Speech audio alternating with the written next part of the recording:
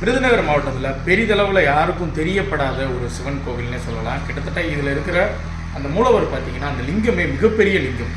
இங்கே இருக்கிற அந்த லிங்கம் தான் இவரோட பேர் ஈஸ்வரர் அப்படின்னு சொல்கிறாங்க. அதாவது அகத்தியர் இங்கே பிரதிஷ்டை பண்ணியிருக்காரு. அவர் வணங்கிய லிங்கம் அப்படின்னு சொல்லப்படுது. இந்த லிங்கம் எங்கே இருக்குது அப்படின்னு பார்த்தீங்கன்னா விருதுநகர் மாவட்டம் மல்லிக்கு அருகில் இருக்கிற நொச்சிக்குளம் அப்படின்ற ஒரு கிராமத்தில் தான் இருக்குது. சுற்றி பார்த்தீங்கன்னா வயல்வெளிகளுக்கு நடுவில் மட்டும்தான் இந்த கோவிலே அமைஞ்சிருக்கு. அப்படிப்பட்ட ஒரு ரம்மியமான ஒரு சிவன் கோவில்.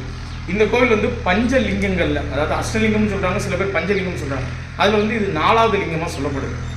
இந்த கோவில் பற்றிய காணொலி, அதாவது அந்த அஷ்டலிங்கங்கள் பற்றிய காணொலி நமக்கு பக்கத்தில் நம்ம முழுமையாக பதிவிட்டுருக்கோம். அதோட லிங்க்கை நான் டிஸ்கிரிப்ஷன்லையும் கமெண்ட் பாக்ஸ்லையும் தர்றேன். மறக்காமல் போய் பாருங்கள். நிறைய ஆச்சரியமான காணொலியாக உங்களுக்கு